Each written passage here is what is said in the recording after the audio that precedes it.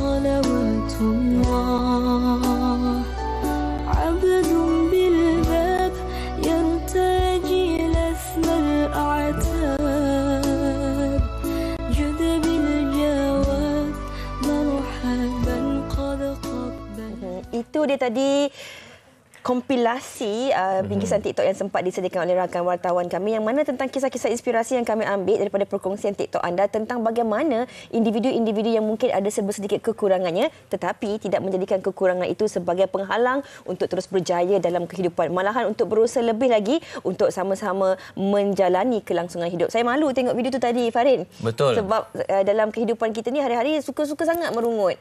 Ada kerja merungut, kerja lebih merungut, kerja kurang merungut. Ini saya cakap diri saya lah.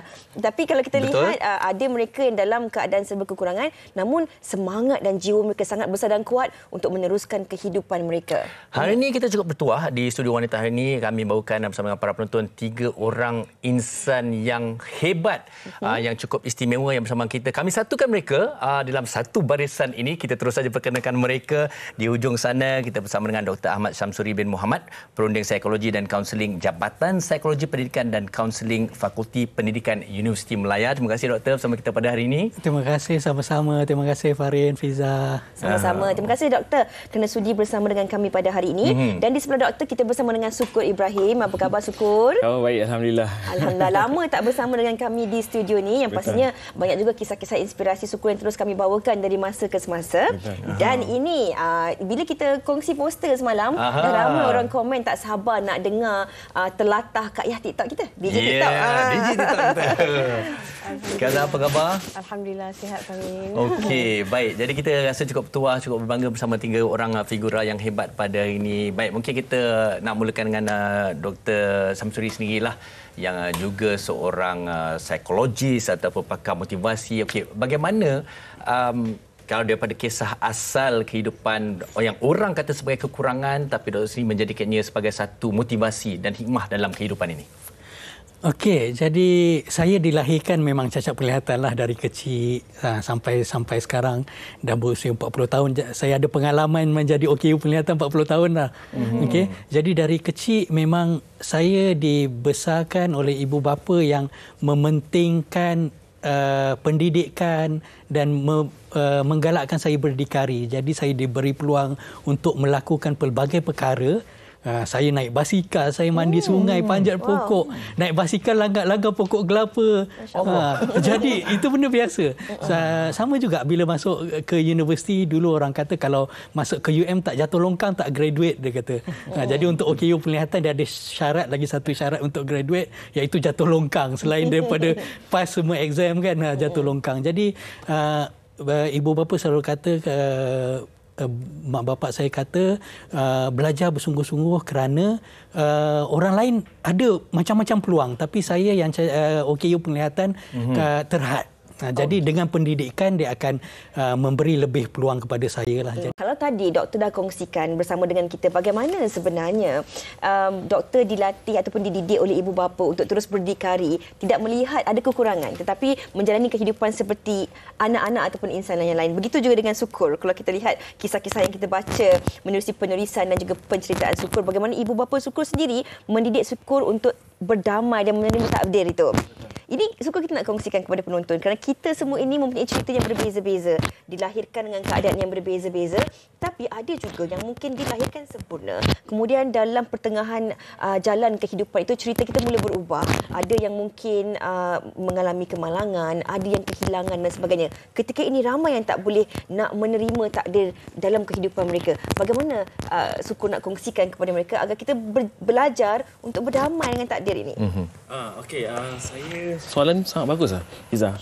Sebab memang ramai orang mesej saya dekat Facebook, dekat Instagram yang mengalami contoh-contoh macam itulah.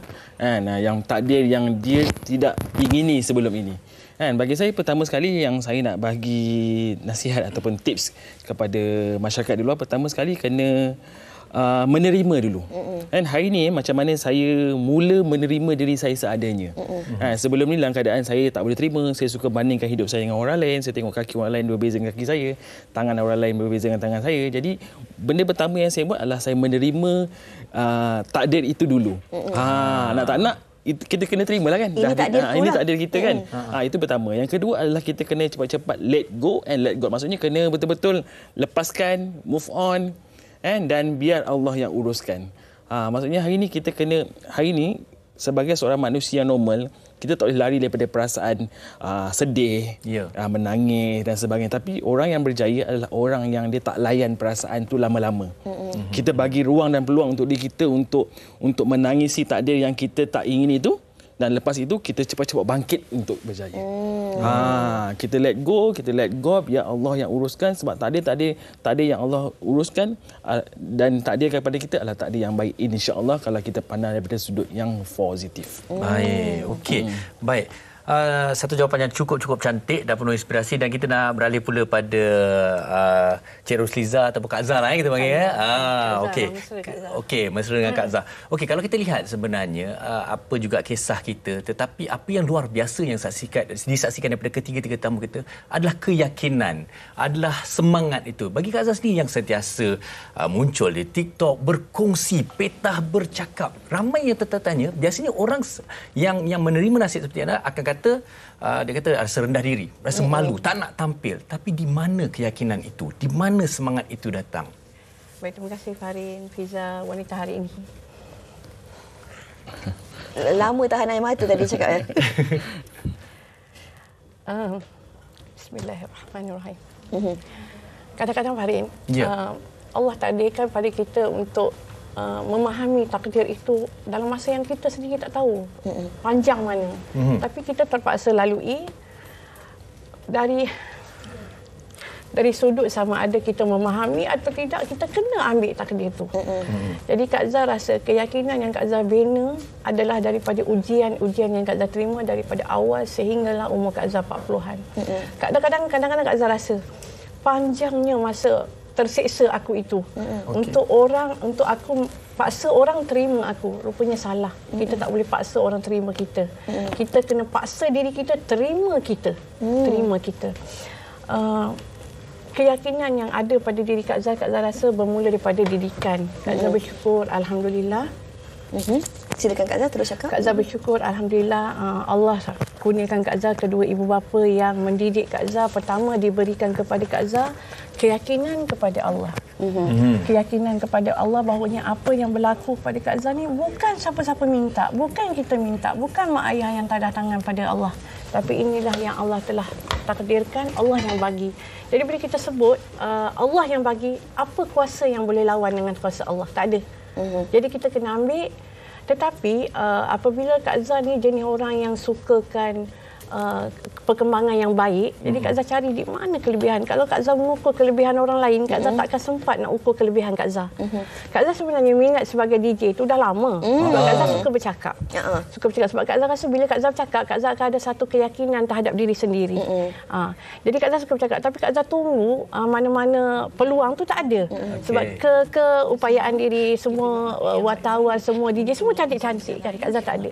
Jadi Kak Zah mencari membuat benda tu sendiri untuk diri Kak Zah naik sendiri.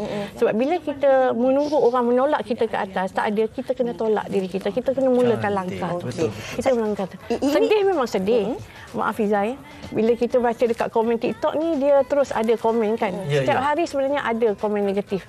Tapi Kak Zah pejam mata, pegang pada hati, Allah ada, Allah ada. Itu je, Allah ada. Benda ni Kak Zah tak minta, tapi anugerah ni Allah bagi. Jadi Allah wakilkan, amanahkan pada Kak Zah untuk pegang anugerah ini seumur yang ada di dunia. Tak lama pun. InsyaAllah kita akan berjumpa di syurga, di akhirat dengan sempurna. InsyaAllah. Saya kira itu kata-kata yang betul-betul memberi satu tusukan lah ni kepada diri saya dan saya kira mungkin penonton juga. Dan hari-hari kita ni yang kadang-kadang diberi keistimewaan ataupun kelebihan ataupun kesempurnaan, hari-hari kita ni masih lagi nak merungut, banyak perkara yang kita lakukan tanpa kita sedari. Doktor, ini kita nak katakan apa yang Kak Zah katakan tadi tentang bagaimana sebenarnya untuk kita bukan memaksa orang sekeliling kita untuk menerima keadaan kita, tetapi kita yang dahulu kena belajar untuk menerima keadaan diri kita dan kita jangan mengharapkan orang lain yang untuk menolak kita ke atas, tapi bagaimana caranya untuk kita membantu diri kita. Ini yang mungkin berlaku dalam ramai kalangan penonton-penonton kita ini. Bila kita bercakap tentang takdir ini, bukan sahaja takdir yang melibatkan kemalangan, kecelakaan dan sebagainya, tapi dugaan-dugaan datang dalam hidup, doktor. Bagaimana kita sebagai manusia harus belajar untuk menerima apa yang datang dalam kehidupan kita ini, mungkin akan memberikan satu pelangi yang indah jika kita belajar untuk menerima satu persatu dari masa ke semasa, doktor. Okey, jadi kalau dari segi kaunseling, bila berlaku satu musibah yang menyebabkan kita sedih dan sebagainya, biasanya kita akan melalui 6 tahap sebelum kita hilangkan kesedihan tu. Biasanya bila mula-mula sesuatu berlaku, biasanya kita akan menafikan, denial. Okey, ini taklah ni, bukan ni, boleh baik ni. Lepas tu bila tengok lama-lama tak okey, ini makin sakit, macam dah tak boleh baik, start anger, marah. Marah, kenapa aku? Apa salah aku? Kenapa anak saya kena macam ni? Marah. Okey, lepas tu dia masuk kepada stage yang ketiga, iaitu tawar-menawar ataupun bargaining. Okey, biasanya kalau dalam tu dia akan usaha untuk mencari, pergi jumpa doktor, berdoa kepada Tuhan, ya Allah sembuhkanlah penyakit aku ni, jangan jadikan aku OKU. Tapi kerana dalam stage tu dia rasa dia boleh sembuh lagi, jadi tawar-menawar. Akhirnya bila dah tak sembuh juga, dia akan masuk ke peringkat depression, kemurungan. Allah, dah tak boleh dah ni, nak macam mana dah, depressed. Jadi pada tahap depressed ni biasanya dia akan berkurung, duduk dekat rumah.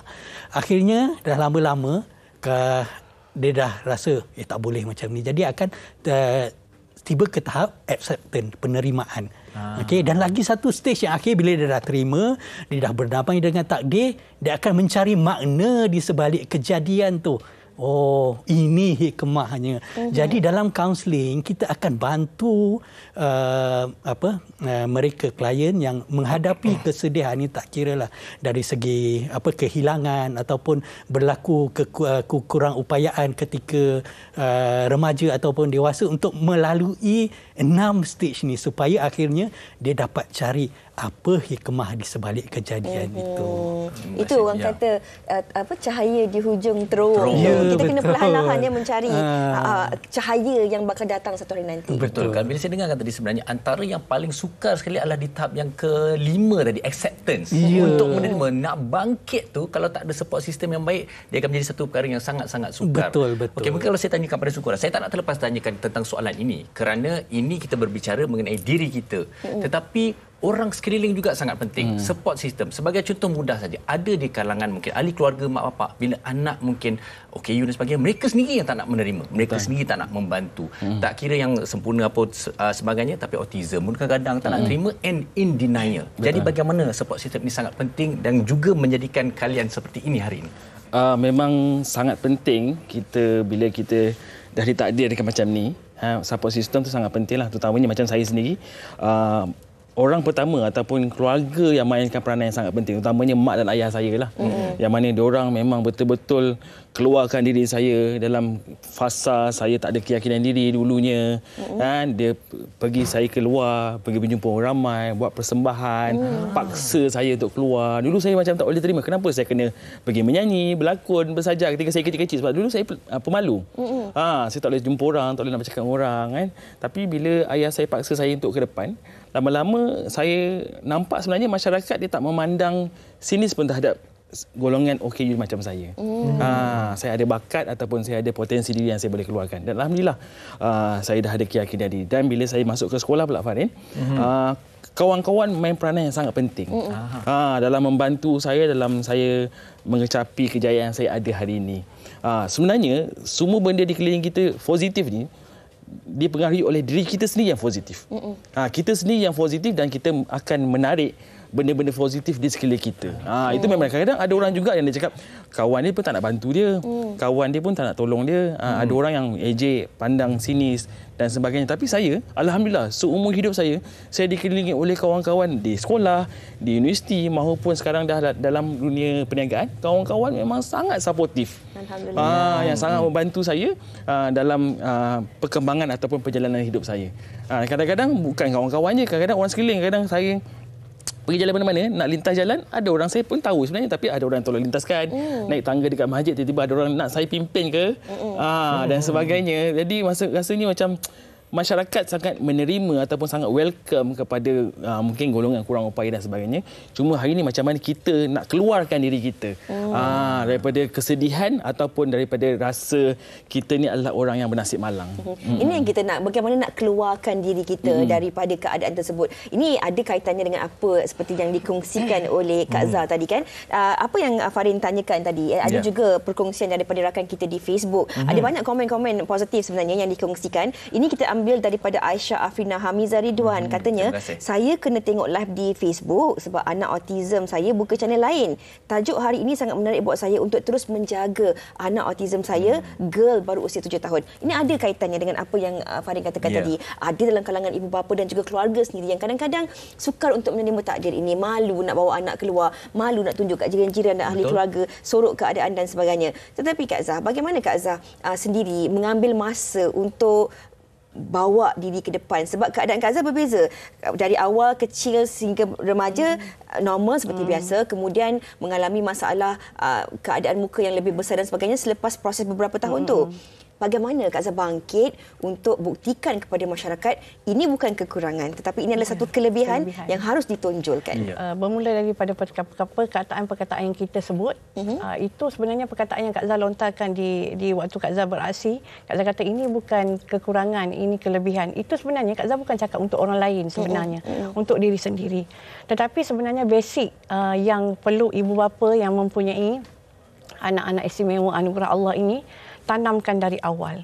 Kak Zah mak ayah alhamdulillah daripada awal adik-beradik selalu letakkan di telinga Kak Zah ni bila Kak Zah tanya kenapa bila saya menangis terlampau besar, lidah saya kenapa biru masa kecil, ada orang pergi sekolah orang ejek, saya pernah duduk sekolah asrama, saya tidur orang sepak-sepak muka saya. Jadi saya mengadu kenapa aku kenapa macam ni. Jadi jawapan tu sebenarnya saya tak dapat keseluruhan jawapan daripada keluarga.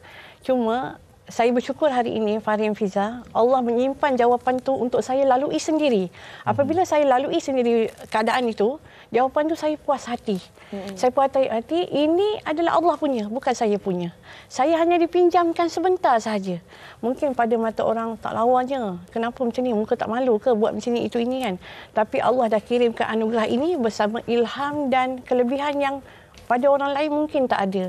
Contoh saya daripada umur 11 tahun dah memang pandai mengendalikan mesin jahit. Saya tak pernah belajar dengan mana pun. Dan benda tu tak ada keturunan yang pandai tailor, tak ada. Mak saudara ke semua tak ada. Saya pun tertanya, macam mana saya boleh pandai? Saya cuma tengok magazine, saya buat, saya olah benda tu. Tapi hari ini saya dapat jawapan.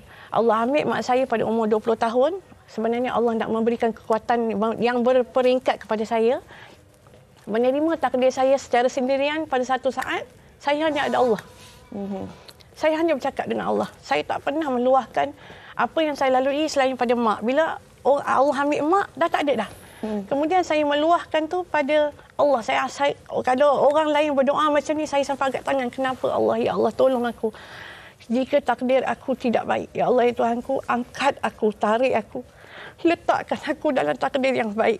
Sebab aku hamba-Mu sama macam hamba yang lain. Kasihi aku. Aku terima ini anugerah terindah yang Allah bagi. Aku pegang amanah ini kalaupun sampai mati. Amin. Kita kena minta keyakinan itu pada Allah. Sebab Kak Zah dah cuba sebenarnya pergi jumpa kaunseling, psikiatrik. Jawapan tu Kak Zah tak dapat. Sebab bila kita minta pada manusia, manusia tu lemah sama macam kita. Mintalah pada Allah.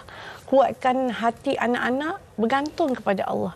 Kak Zah rasa tak ada siapa pun yang tolong Kak Zah hari ini melainkan Allah. Cuma Allah datangkan insan-insan di sekeliling kita sebagai orang kata mata kasar. Kita nampak Penguat siapa? lah. Penguat. Siapa tolong kita? Mak, ayah. Siapa tolong kita? Sepupu, sepapat, abang Kak Zah, abang yang sulung. Alhamdulillah. Nama dia Rusli, Kak Zah pun Rusliza. Tak jauh rasanya kan. Tapi dia jarang bercakap. Cuma kadang-kadang kata-kata dia membuatkan Kak Zah jadi kuat. Tersentuh. Kak Zah, minta maaf saya nak menjelah. Kalau kita cakap tentang kehidupan kita ni, perjalanan hidup kita ni berbeza-beza. Apa yang Kak Zah katakan ni, saya memahami bahawa bahagia itu kita yang kena cipta sendiri. Tetapi Kak Zah, dalam menempuh kehidupan dengan dugaan yang mendatang, Kak Zah juga pernah mengalami kegagalan perkahwinan selama 2 kali. Ada juga kisah-kisah yang kita dengar ataupun kita baca bagaimana keadaan Kak Zah sendiri selepas operation dan sebagainya, terpaksa menjalani kehidupan sebagai ibu tunggal. Bagaimana tu dengan keadaan-keadaan sebegitu Kak Zah boleh bangkit, bangun dan hari ini memberi inspirasi kepada insan lain?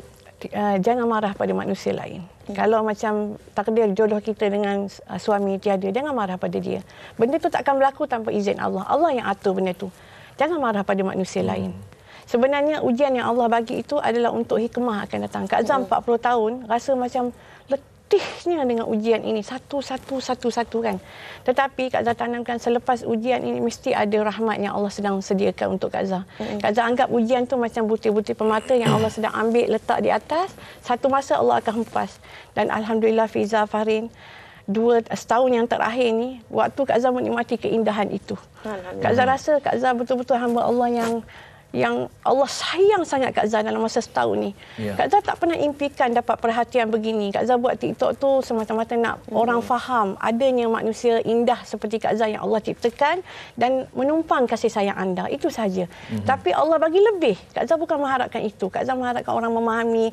Masuk TikTok ada orang tanya, muka ni macam ni. Kak Zah cuma nak setiap kali Kak Zah live, Kak Zah akan beritahu bahasa-bahasa yang patut anda tanya orang begini. Jangan kenapa mulut tu? Kak Zah kata cuba olah soalan tu, menganggap soalan tu untuk anda. Sampai ke hati anda nak cakap macam Diplomasi tu. lah. Jadi Kak Zah bukan mendidik manusia menjadi manusia. Kak Zah berkongsi apa yang Kak Zah rasa untuk anda fahami. Sebab takdir hari ini kita rasa kita dapat anak yang cantik apa semua kan. Itu takdir kita waktu ini. Akan datang kita tahu tak? Kita tahu. Kak Zah pun berkahwin tak pernah berniat dalam hati untuk bercerai. Tapi itu yang Allah aturkan. Rupanya penceraian itu untuk Allah angkat Kak Zah letak di Kuala Lumpur ini menemui takdir yang lebih baik. Di Kuala Lumpur inilah tempat Kak Zah berhijrah. Terima kasih warga Kuala Lumpur, warga Selangor. Terima Kak Zah. Kak Zah bukan orang sini sebenarnya. Tapi Kak Zah mencari rezeki di sini. Saya tak tahulah setiap baik-baik yang keluar daripada mulut Kak Zah ni, hati saya ni di tengah berkecamuk penat, saya nak tahan air Dia mata macam-macam ni sebenarnya. daripada keluar. Wanita yang luar biasa, kekuatan positif, redha dan banyak lagi sebenarnya. Ada orang jodoh dia lambat, dia sedih, ada dikurniakan anak yang sedikit pun dia sedih dan sebagainya. Tetapi sebenarnya dalam kehidupan kita ni ramai lagi orang sebenarnya yang sedang bertarung, berlawan dengan melalui pelbagai dugaan dan cabaran hidup yang lebih mencabar, tapi mereka boleh menerima takdir hidup tu dengan sebaik mungkin. Selalu kita nak kata kita susah, sebenarnya ada lagi yang lagi susah. Bahagia Kita kena itu ada dalam redha. Bila anda redha, anda akan dapat bahagia. Kak Zah pernah berlawan pada takdir, lawan. Apa yang Tuhan bagi ni tak nak. Sampai pergi jumpa psikiatrik apa semua kan. Tapi rupanya memang tak ada jawapan pada yang perlawanan tu. Kita kena terima redha. Dalam redha itulah sebenarnya bahagia. Baik, kalau redha tu sebenarnya acceptance lah, betul ya Dr. Suri? Nombor 5 tadi ya? Nombor 5 tadi. Okey, baik, di penghujung perbincangan kita, perkongsian kita yang penuh inspirasi ini, baik mungkin ringkas juga saya ingin tahu juga, kalau katalah ada golongan-golongan seperti ini yang tidak kurangnya buli, ejekan, dipandang rendah dan sebagainya, bagaimana mereka harus melihat situasi ini untuk terus bangkit dan mendapat semangat? Doktor, silakan. Memang ada setengah OKU yang kurang bernasib baik berhadapan dengan situasi yang macam ni. Yang paling penting adalah social support tu yang paling penting.